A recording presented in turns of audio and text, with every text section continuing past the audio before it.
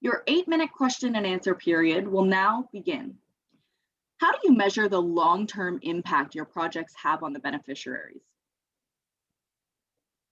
So the main way that Project Smart Meals measures long-term impact is by keeping track of the donations that we are incurring to our partner charities. So the whole point of the project is to drive donations from profit margin cuts from our partner clients that we provide digital marketing services to. And yeah, the higher the donation, the bigger our impact on our community is. So that's one way of measuring long-term impact. And we also, another venue of impact that we carry is by, what do you call it?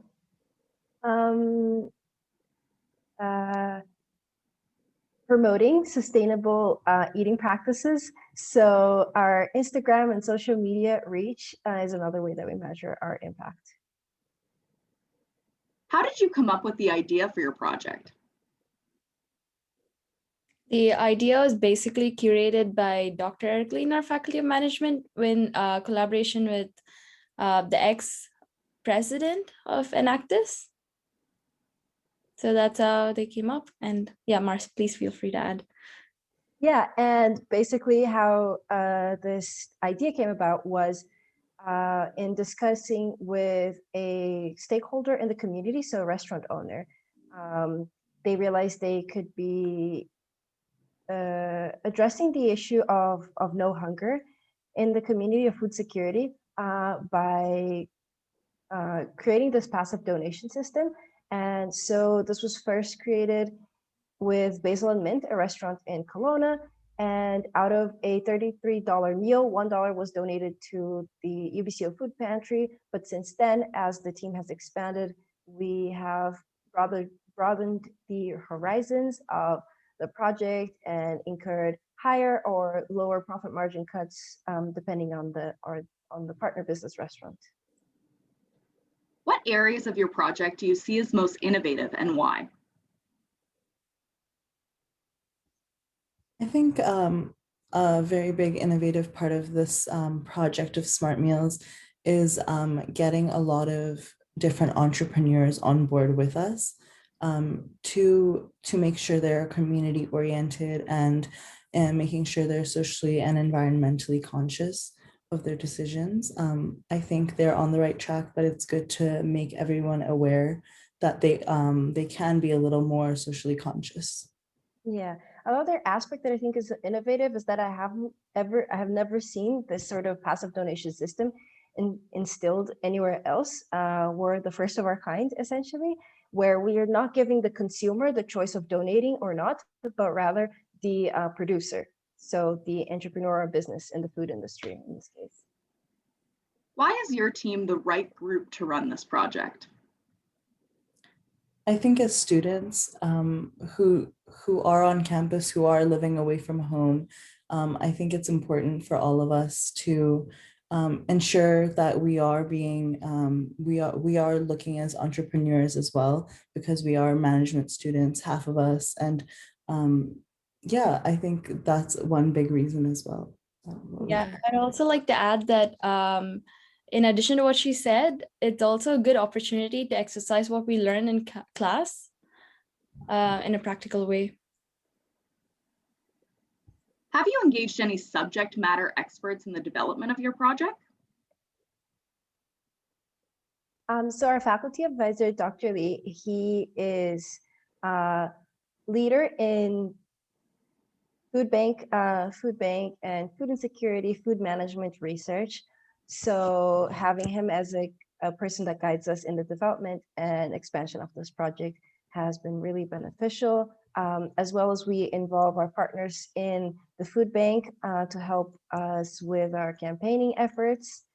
And in terms of our main area of action, which is providing the digital marketing services to promote the Smart Meal, we also get guidance from Dr. Lee and our Faculty of Management.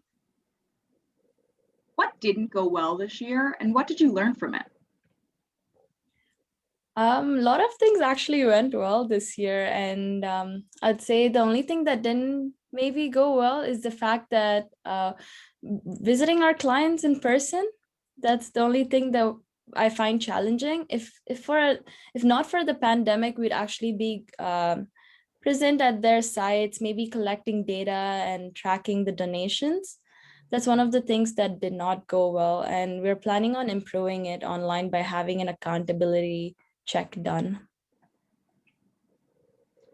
Do you have any plans to scale your project? Why and how?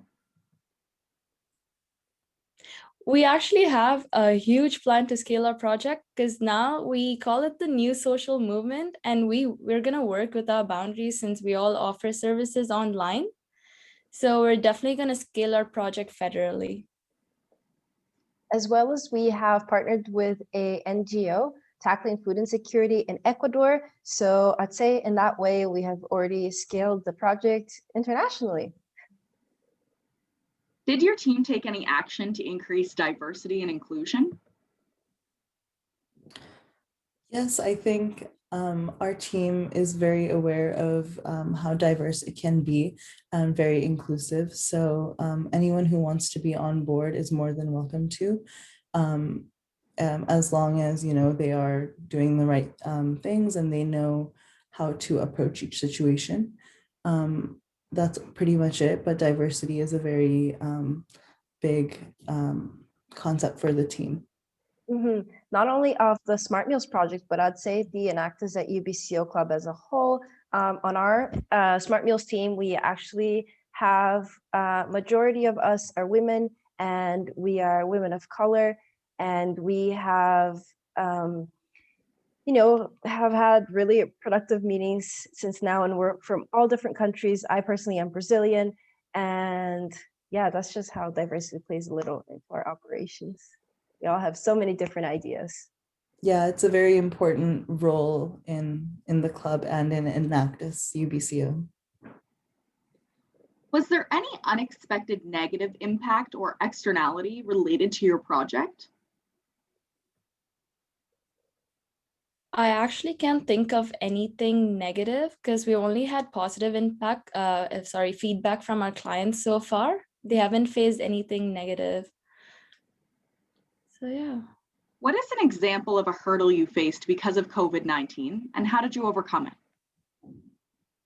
So like Mona said previously, not being able to visit our partners was a huge drawback. And also not meeting in person, just the team itself, has been challenging to create that team spirit. But I think our team meetings have been really productive and fun. Your time has now expired. Thank you, Enactus University of British Columbia, Okanagan. Thank you. Thank you. Thank you.